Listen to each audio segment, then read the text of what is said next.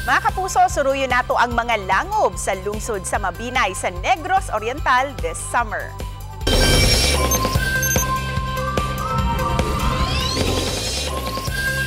Kung ikaw nangita sa mas lingaw nga adventure, why not try caving? Mamahimo kamong mobisita sa lungsod sa Mabinay sa Negros Oriental, diin inyo makita ang gatusan ka mga langob, lakip na ang usa sa mga labing dakong langob sa nasod, ang Udluman Cave. Gumikan sa Kakulbahinam ug makalingaw nga talan-awon sa mga langob sa maong lungsod, daghang mga tao ang mibisita aron masinati ang once in a lifetime adventure.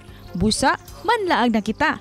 Uban, ang Municipality of Mabinay Local Government Unit pinaagi sa atong pagpakiginabi nila ni Mayor Ernie Uy, Gary Caceres ang Tourism Officer ug ang statistician nga si Raynon Almaiz.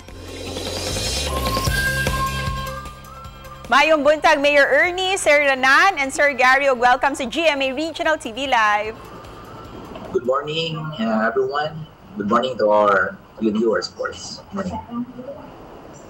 Good morning. Mayong buntag sa tanan nga viewers sa GMA Regional Network.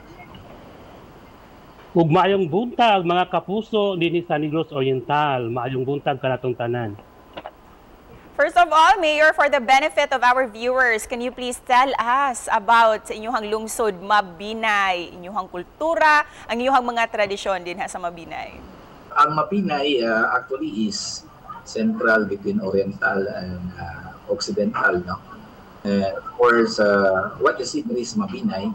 You have several natural attractions. Among others, we have more than 400 caves, no? And one of those caves is the second longest cave in the country, ang Udluman Cave. No? We even have the world-class Crystal Cave.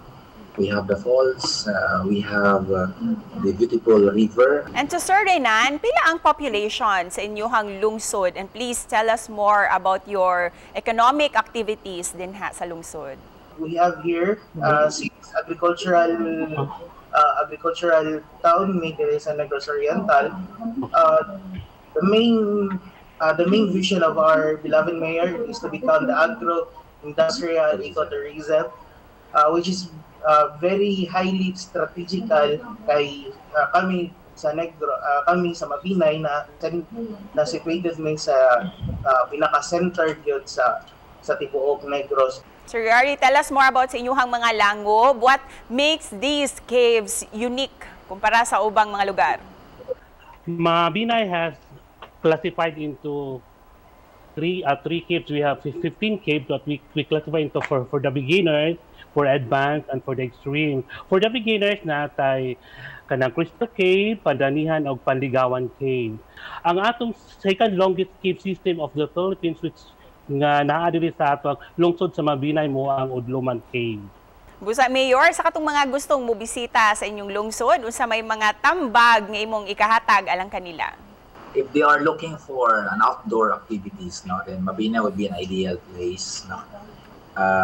They say Mabinay is a place next to paradise. No? So again, I'd like to rewind. You have Mabinay is free. No? It's very accessible. No? Mabinay Springs just situated very along the National Highway. So Mabinay, you have distinct attractions compared to other LGUs, compared to other places. No? So we have unique destinations in Mabinay. Daghang salamat sa inyong panahon, Mayor Ernie, Sir Renan, and Sir Gary. Mga kapuso, tutok lang kay mubalik pa ang GMA Regional TV Live.